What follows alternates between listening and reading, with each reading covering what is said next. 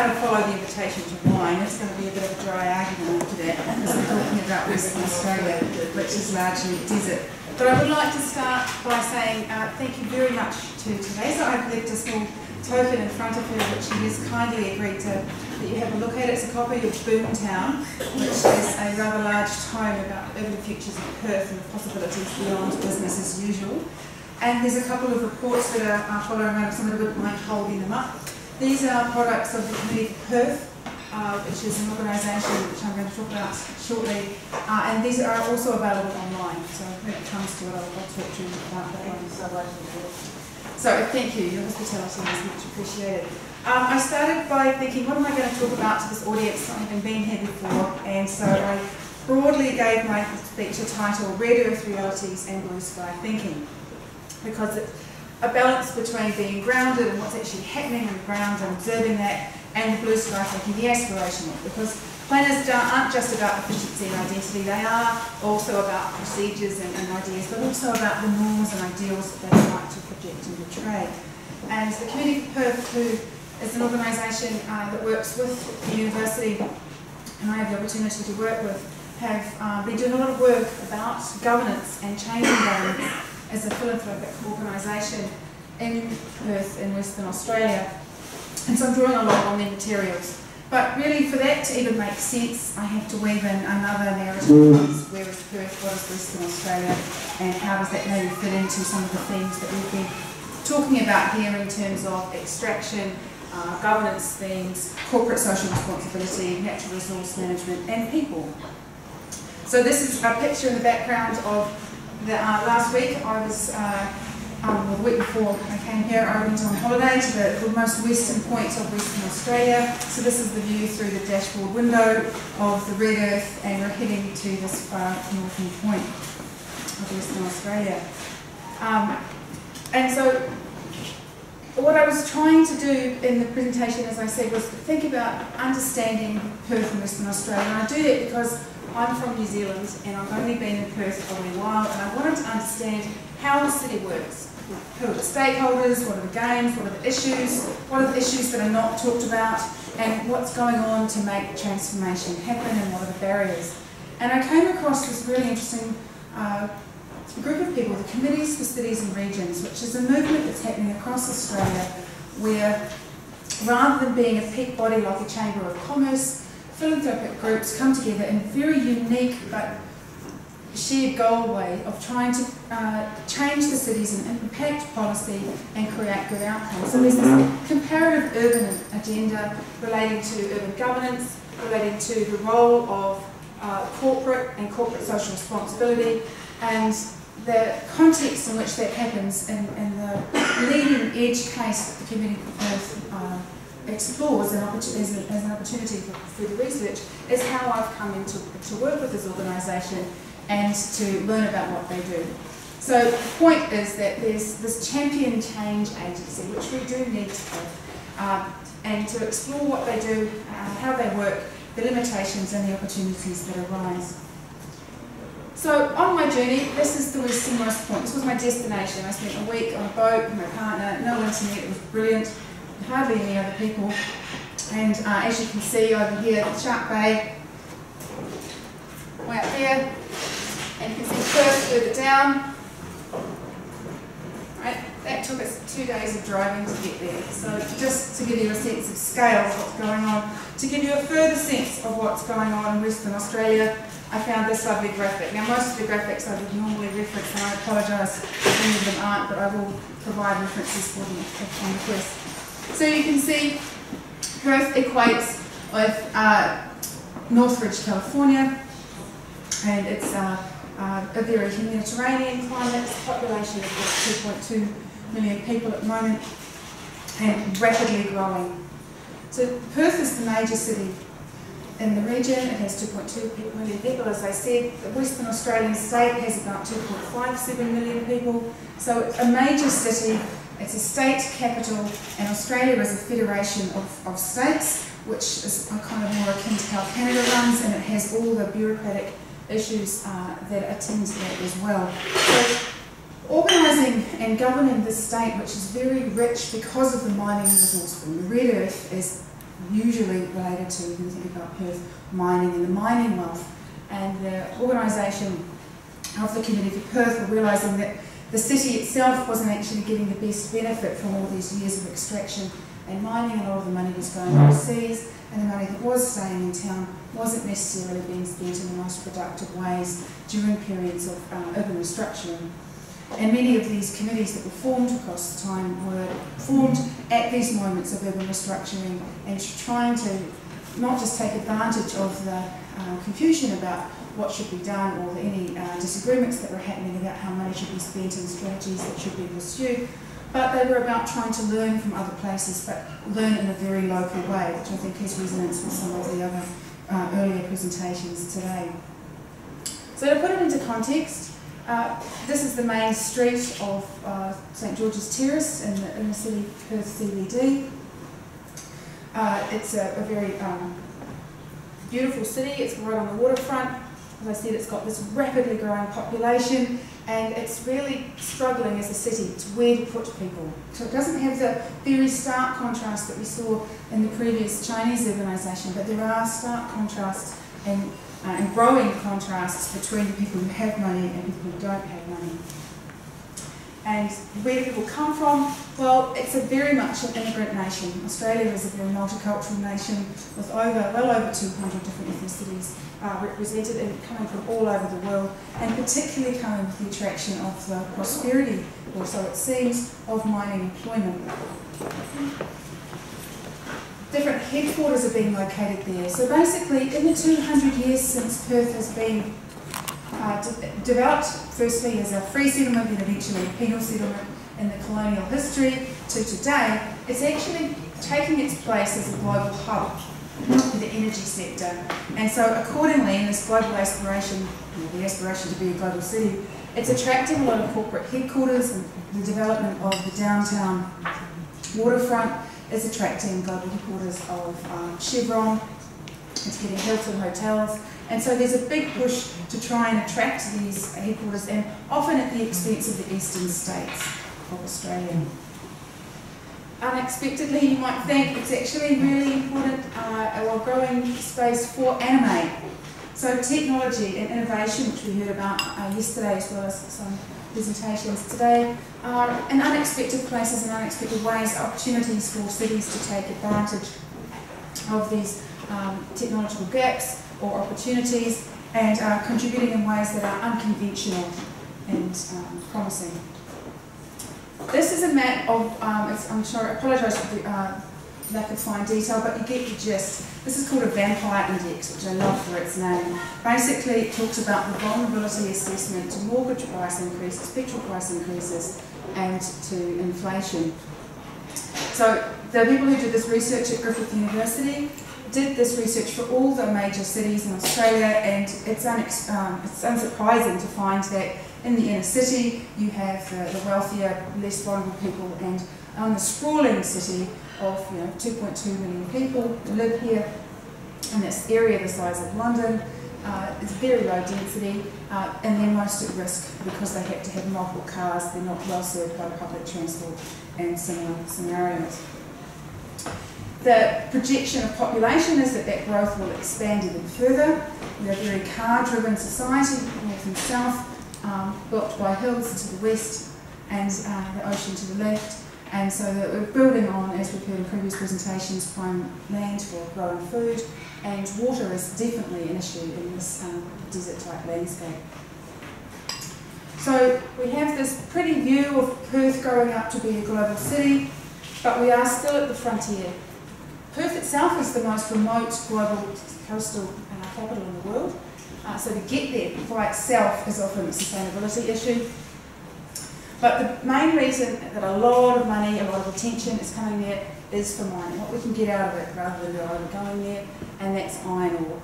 Along with other mineral wealth, that's an opportunity. It's very interesting if you, and I couldn't find a graphic easily for this presentation, but it's been remarked in several places to me that the price of iron ore, as you track it, you can track the value of the Australian dollar. So at the moment we're going through a bust, there's lots of mines that are closing, there's lots of unemployment that's coming in from the outer sectors as contractors are being shut down, and it has massive implications because the employment in these areas are mainly for often skilled or semi-skilled workers who get a lot of money to go and work in these mines.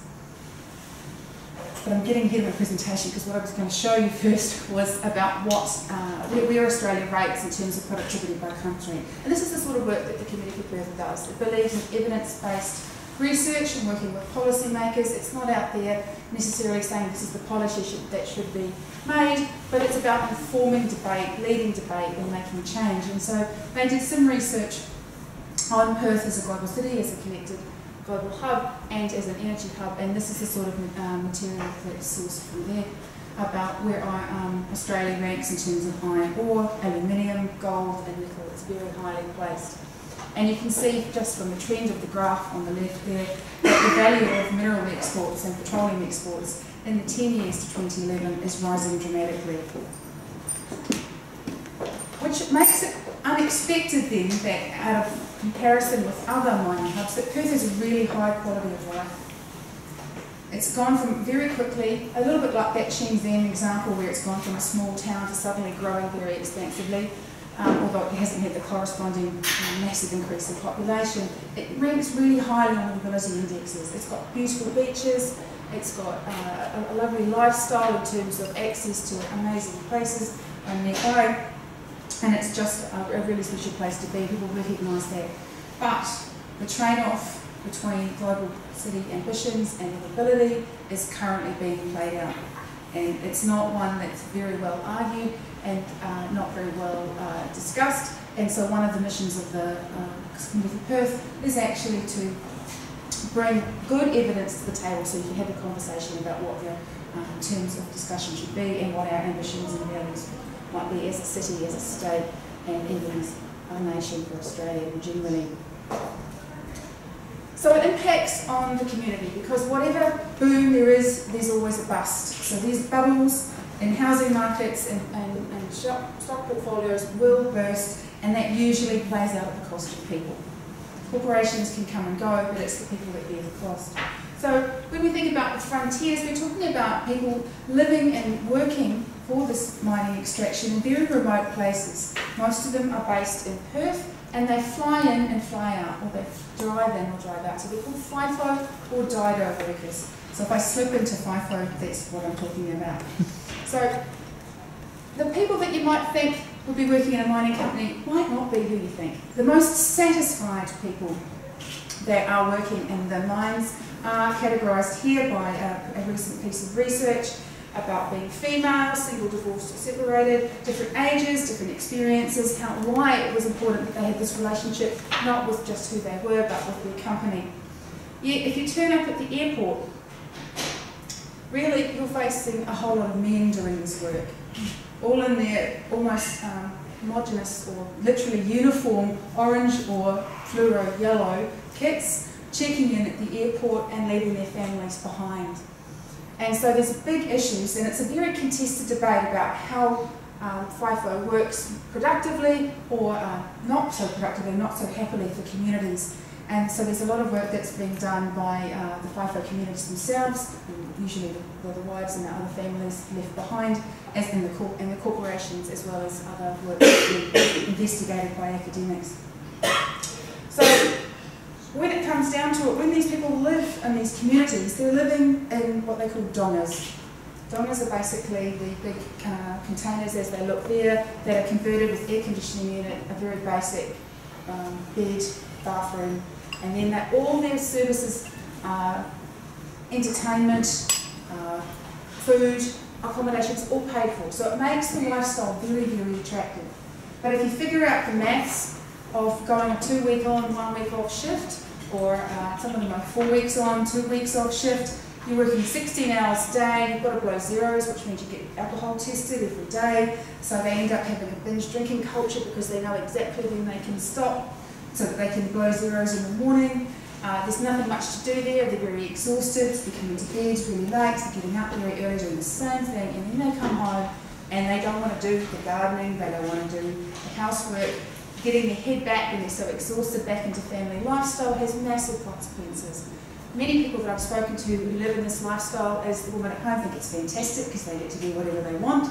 But you get this very interesting family dynamic, you get very interesting land use planning issues where people are living by the airport because it's an easier commute. You get houses and designs that are different where they want no landscaping whatsoever. So you get bigger houses with lots more entertainment. You get people who are overspending beyond the capacity of their income. And then when the mines close with very little notice, then they're left in debt.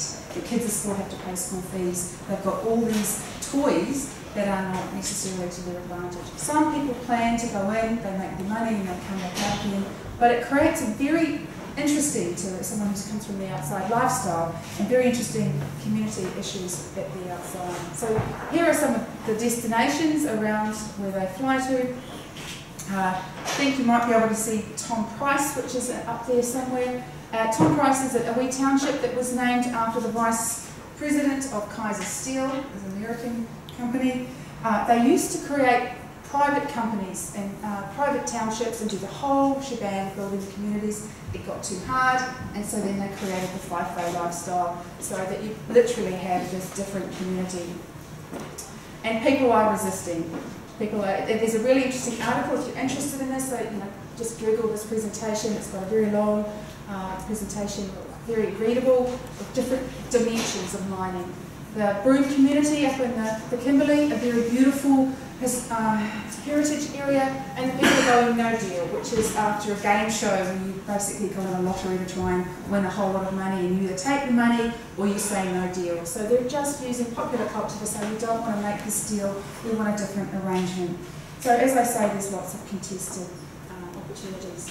Very quickly, I'm going to return now to the concept of governance. Having looked at mining as a frontier opportunity, the community mining consequences, the Community for Perth is actually about trying to understand bringing together business people. So in case I haven't explained it, let me be clear. The Community for Perth is made up of a number of high street or big corporations in the city, and Teresa will appreciate this. They really got together because they used to fly across to Melbourne to watch the sports and watch the AFL, and they watched what was happening in the 1980s when the Melbourne was going through a massive restructuring and this committee formed, and there's been, as you can see across the screen, a series of different cities around Australia, into New Zealand and even up into Asia, where people have got together. So they include corporate headquarters, corporate CEOs signing up, as well as artists or people in the community coming together to act in a philanthropic way and looking at a range of things. The first project that the Committee for Perth did was looking at a reconciliation action plan for the Indigenous community, which was something that nobody really knew how to touch. So they tried a very daring and they were very successful in their ambitions to pull this plan together and to create conversations. And they've been doing a whole lot of other work since, trying to look at advocacy and stewardship for better planning in Perth. And one of their documents, for example, is about creating scenarios, opportunities and ideas for Perth's future. And they were very supportive of the Boomtown book and the author Richard Weller, who is a bit of a celebrated landscape architect, and the work that he's done there as well. So Perth, the case study itself in terms of Committee for Perth is research that I'm doing elsewhere. I will flip through these because I think you can read these again later at the end. But just suffice it to say that they are not a peak body group. They're not CBD centric, they're actually trying to look at a citywide regional space, and they're trying to be a not-for-profit advocate to make initiatives be discussed and to take them form so they can be an informed commentator. And that relationship between the university and the Committee for Perth is a unique one in an Australian context, which means rather than getting the usual suspects of Ernst & Young or the consultants to give the usual spin, they're actually using independent evidence-based research to try and inform policy and practice, which goes back to the question before that I think John Betancourt was talking about, trying to get the translation from good ideas and research into practice. So they're very interesting, they're very fragile because they are reliant on corporate funding, and that can be withdrawn at any time, particularly in austerity conditions or if the boom and bust changes. but they are very powerful for the voice that they hold, for bringing up opportunities to explore different ideas and to think about what happens as they go through their processes of where they're more than just single issue organisations, but how do they move and transform into the future, and what does it mean for the next generations of committees, and how do they help? So the Red Earth ideas were about understanding the boom and bust, the global versus the little city, the frontiers of community for mining and for people, and the fact that we need to have civic champions beyond the formal governance, beyond small government groups, but actually bringing together good evidence to make decisions, and perhaps towards living well in terms of the blue sky, using the fact-based innovations such as the material that you have in front of you, and to reform, reshape and revitalise in productive ways. So if you bring together the blue and purple, because you should always have this balance of aspiration and grounded reality, we get purple, which is a colour of good judgment and of endings, depending on cultural preferences. And so it's about pioneering the practical wisdom in a local context for new beginnings and new endings and new beginnings and new endings, because life in cities is dynamic and exciting as well as challenging. So thank you for your time listening today, and I welcome any questions that you have. Thank you.